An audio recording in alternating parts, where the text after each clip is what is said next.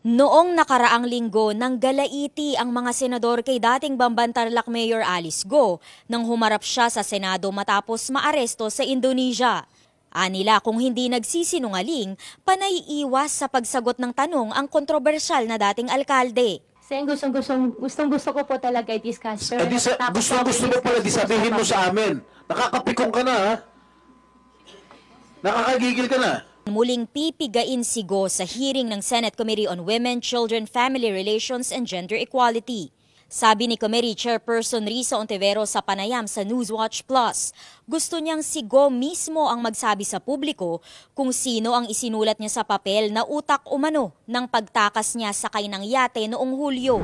Lalo na't pag meron na kaming dagdag pa na impormasyon sa kanya, palagay ko mapipilit na namin si Guo Huaping sabihin yung pangalan niya in open hearing. Ilang mambabatas na ang nagsabing ang Chinese na puganteng si Wang Jiang ang nagpadala ng yate. Ito raw ay boss ng mga Philippine Offshore Gaming Operator o POGO at may iba't ibang passport kaya mahirap matunton.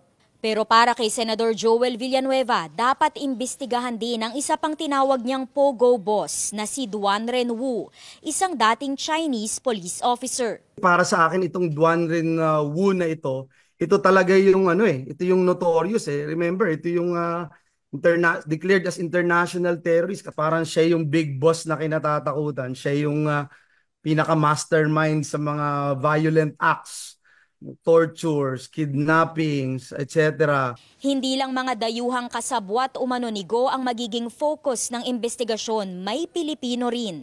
Sabi ni Senador Jinggoy Estrada sa isang radio program, may dagdag na ebidensya siyang magkasabwat si Go at ang kaibigang si Sual Pangasinan Mayor Liseldo Dong Kalugay. Marami silang sosyo sa mga negosyo. Hindi lang dyan sa Pogo, kundi marami. Pero meron ako na nakahanap ng mga ebidensya. Napatuloy pa rin ang operations to sa Alicel Aqua Farm. Ang Alicel ay pinagsama umanong pangalang Alice at Liseldo. Pinasabpina na ang Sual Mayor matapos lumiban sa dalawang nagdaang hearing dahil sa dengue. Babala ni Ontiveros. Pagpati sa sabpina, hindi nagpakita si Mayor Kalugay. I'll be left with no choice kundi i-cite din sila in contempt. Ganun po yung implikasyon nun. Maglalabas din daw ng dokumento si Ontiveros na magpapatunay ng financial transactions ni Go sa ilang individual na konektado sa Pharmally, ang kumpanyang nagbenta umano ng overpriced medical supplies noong pandemya. At least one of those persons, nabanggit ko sa nakaraang hearing, ay may transaksyon. May transaksyon kay Guo Huaping kaugnay ng POGO dito sa Bamban. Sinaasahang muling dadalhin ng mga pulis dito sa Senado si Alice Go na nakadetain pa rin ngayon sa PNP Custodial Center sa Camp Crame. Gaganapin ang hearing alas 9 ng umaga dito sa Session Hall.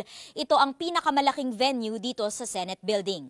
Para sa impormasyong napapanahon at on demand, Amor Santos, Newswatch Plus.